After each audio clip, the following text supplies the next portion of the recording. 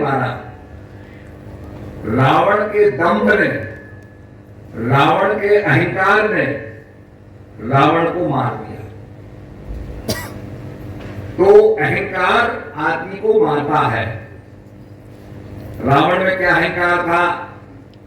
सब कुछ मैं करूंगा। जब बहुत से आदमियों में अहंकार होगा सब कुछ हम ही करें, तो रावण में अहंकार आ गया, सबका राजा मैं हूं, देवताओं का राजा मैं हूं, सब कुछ मैं करूंगा। और अभी आपने गुरु महिमा सुनी, तो ऐसा नहीं कि रावण का गुरु नहीं था,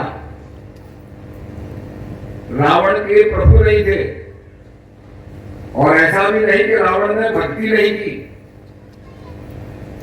जो भक्त भगवान शंकर के दर्शन करने के लिए हिमालय गया और वहां से हिमालय को ही उठा के लाने लगा कि प्रभु आपके दर्शन करने के लिए मुझे हिमालय आना पड़ता है, तो मैं हिमालय को ही लंका में ले जाता हूं।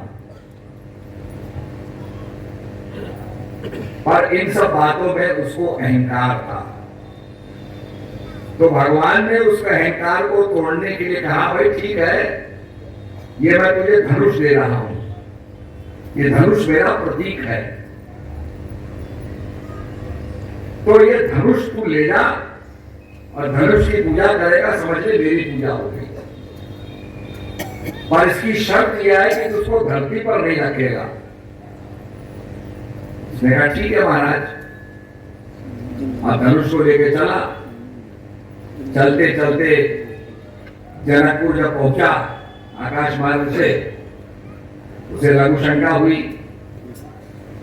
तो पेड़ पर उसने टांग दिया। तो कहा होनी अनहोनी नहीं, होनी हो सो होए, चिंता ताकि कीजिए जो अनहोनी होए। तो वो गिर पड़ा धनुष। रावण स्वच्छ होके आया, लघु शंका करके आया, और उसने उस बाण को उठाना चाहा, और जहां वो गिर पड़ा वो कहां से उठने वाला। तो शक्ति ही शक्ति को उठा सकती है। रावण में शक्ति नहीं थी, वो तो भक्ति था, अहंकार अलग आ गया, बड़ी ताकत लगाई, नहीं उठा पाया। और उसी धनुष को जानकी जी जब राजा का महल बना तो उस किले के अंदर वो धनुष भी आ गया।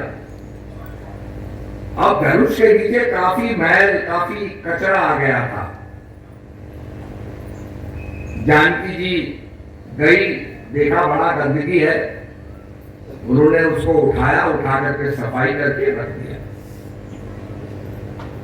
तो बड़ा हाहाकार मच गया महल में, ये धनुष को कोई उठा ही नहीं सकता, ये किसने उठाया, किसने सफाई की। जब उसकी छानबीन की गई तो पता चला कि भाई सीता जी ने, जानकी जी ने उसको उठाया। तब भगवान, तब जनक महाराज कहते हैं जो धनुष को तोड़ेगा, मतलब जो शक्ति होगी वही इसको तोड़ पाएगी, इसको साध पाएगी। तब भगवान राम का आना हुआ। राजा तो बहुत आए, कई राजा आए, रावण भी आया कहते हैं, पर उस धनुष का बाल बांका नहीं कर सका। तो ऐसा नहीं कि आज्ञा या गुरु नहीं बनाए, और गुरु बनाने के बाद गुरु की आज्ञा पर चलना। आपने देखा होगा, हम जब कहीं जाते हैं तो जगह जगह साइंस लगे हुए हैं, विकास नगर इतनी दूर, चक्रोता इतनी दूर, और उसमें एरो लगे होते हैं, निशान लगा होता है, रास्ता बताता है। और वो एरो मात्र से हम विकास नगर में पहुंच जाएंगे, उस रास्ते पर हमको चलना होगा।